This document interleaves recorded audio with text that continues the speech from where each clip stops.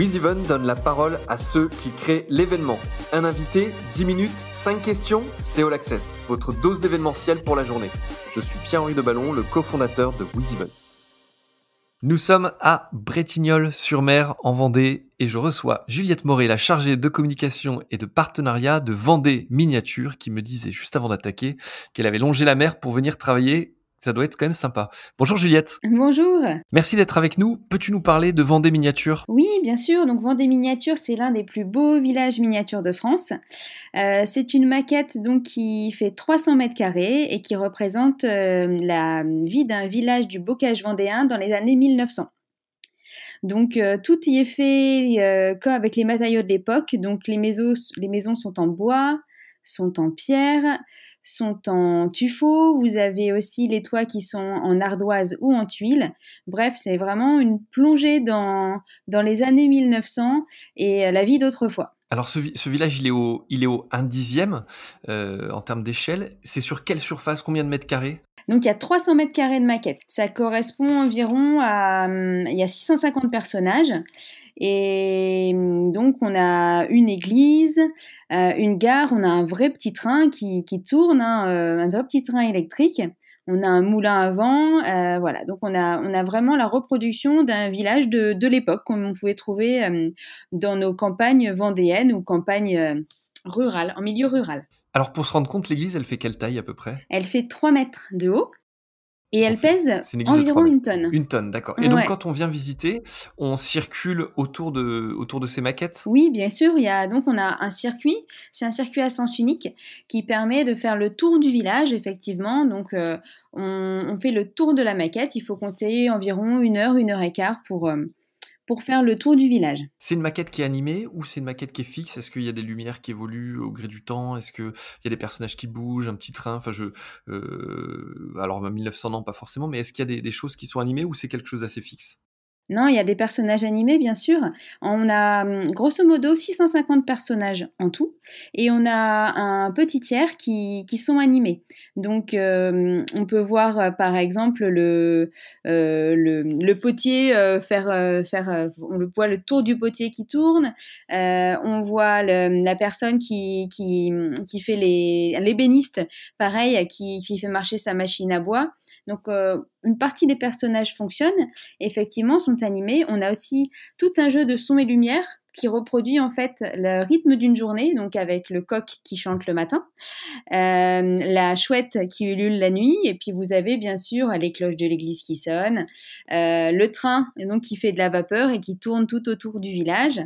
On a vraiment une ambiance de fête aussi, puisqu'on a la reproduction d'un mariage vendéen.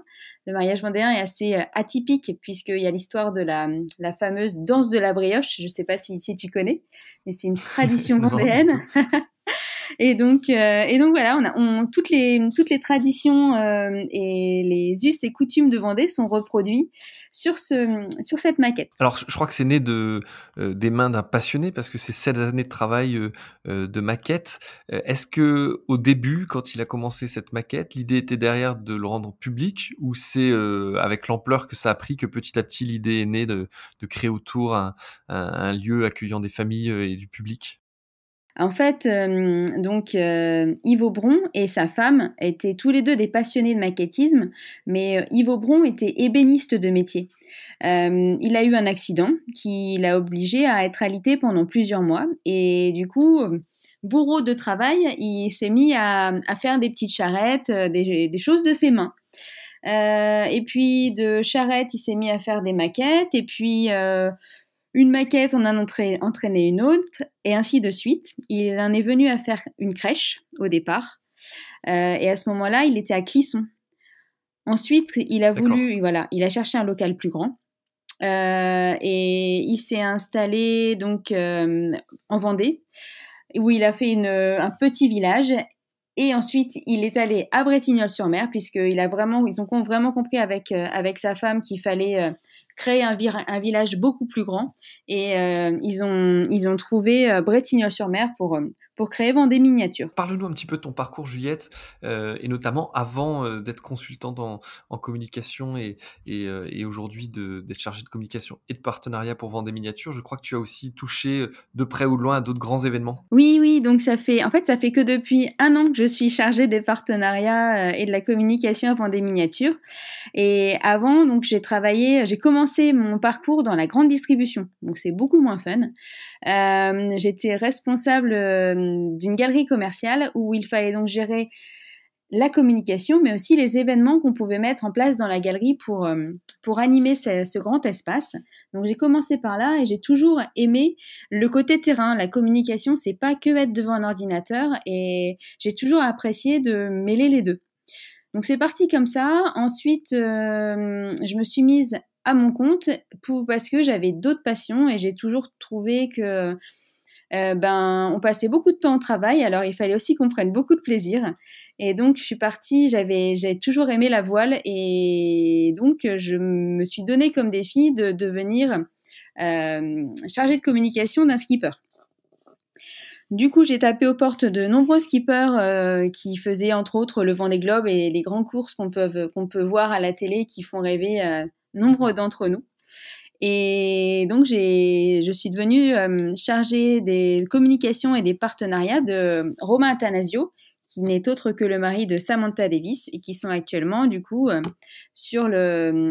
course pour le Vendée Globe. Sacrée expérience, j'imagine. Ouais, c'était vraiment génial parce que du coup, il y a toute cette émulation qu'il y a autour de la course large, mais il y a aussi une vraie rencontre entre les partenaires des skippers. Il y a beaucoup de choses à créer autour de ça parce qu'il faut que la communication soit, gagnante et le skipper, bien sûr, mais aussi pour les partenaires, pour qu'ils soient visibles et pour les valoriser. Donc, c'est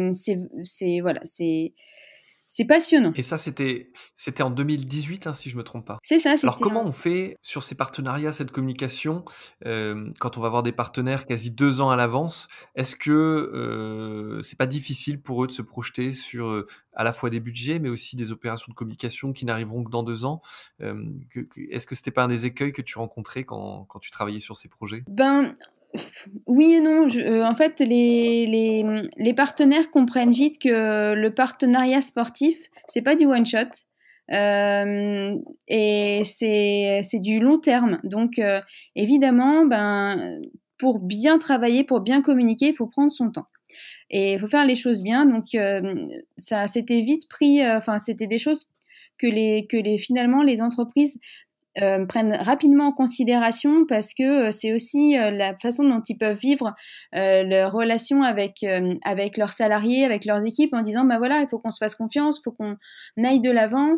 Et finalement, le sponsoring, c'est un peu comme un travail dans une entreprise, en fait. Il faut savoir valoriser les choses importantes et puis voir loin. Donc ça se faisait sans problème. Et puis tout partenaire vise le Vendée Globe. C'est quand même le Graal dans la course large, et on peut patienter un petit peu et voilà, se projeter à long terme sur ce type de course. Et on en finit sur cette expérience, mais j'imagine que le départ était il y a quelques jours, quelques semaines maintenant peut-être.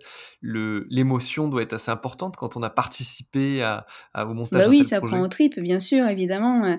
On se met à la place du skipper. Enfin,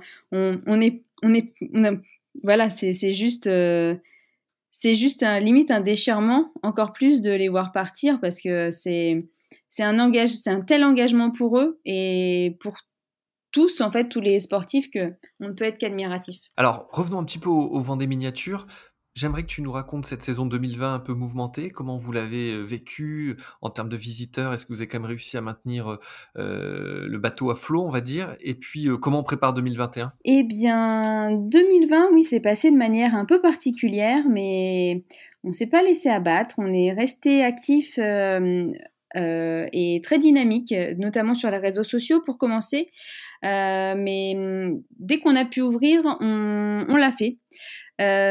C'était pas très compliqué de mettre en place un système d'accueil, puisque comme on est sur un circuit à sens unique, l'accueil se faisait très, très facilement, et puis le protocole a été aussi simple à mettre en place, puisque accueillir les gens avec un masque et mettre du gel sur les mains, ça c'était acquis de tous. Et puis après, il n'y a pas de choses à toucher, donc c'était pour les conditions sanitaires à respecter, ça c'était facile. On a vu du monde malgré tout, puisque les gens ne pouvant pas trop se déplacer, on a aussi eu un peu de monde en avant-saison et beaucoup de locaux qui d'habitude ne viennent pas avant des miniatures, parce que je pense que c'est un peu comme tout le monde, on ne connaît pas bien sa région et on connaît mieux celle où on part en vacances. Donc ça nous a permis aussi de nous mettre en avant et de mieux nous faire connaître des locaux. Et après, on a aussi beaucoup utilisé le digital pour le Google Ads, etc., les Facebook Ads pour booster tout ça et pour pouvoir accueillir le plus de monde possible, dans de bonnes conditions, évidemment. Et 2021, à quel moment vous ouvrez ? C'est-à-dire, vous êtes ouvert toute l'année ou il y a une saison, un moment où vous êtes fermé ? Et si vous êtes ouvert toute l'année, comment, avec cette phase de confinement qu'on vit actuellement, est-ce que vous avez déjà une date de réouverture ? Alors nous, non, en fait, on ferme au 30 octobre. Donc là, on est fermé au public, mais on prépare activement 2021 parce que pour la petite histoire, donc Monsieur Aubron a revendu l'année dernière à Thomas Legris, donc qui est le nouveau gérant de Vendée Miniature, et du coup il a fallu reprendre toute une communication qui était un peu vieillissante. Donc cette année on avait fait pas mal de changements et on a vu ce qui pouvait marcher, ce qui pouvait être amélioré. Donc là, on est vraiment en période de développement, de développer la billetterie, développer le digital. Et puis, on a un gros projet pour 2022, puisque l'idée est d'agrandir Vendée Miniature, enfin de déménager pour agrandir Vendée Miniature. Donc on prépare 2022 aussi activement, parce que là ça va pas être la même chose. On va doubler la surface de la maquette, puis créer un nouvel univers aussi à côté. Donc on est occupé. De beaux projets. Écoute Juliette, merci beaucoup de nous avoir présenté Vendée Miniature et puis les challenges qui vous attendent pour les années à venir, et puis cette petite plongée dans ce monde d'aventure avec le Vendée Globe et la participation que tu as eue sur le skipper, avec le skipper Romain Attanasio. Merci beaucoup, à bientôt. Merci à toi et belle journée. Vous écoutiez All Access, le podcast de WizEvent, la solution de billetterie, d'inscription et de cashless pour les organisateurs d'événements. Pour prolonger cet échange, partagez, commentez et notez cet épisode sur vos plateformes préférées. Et pour nous rejoindre, rien de plus simple, media@wizevent.com.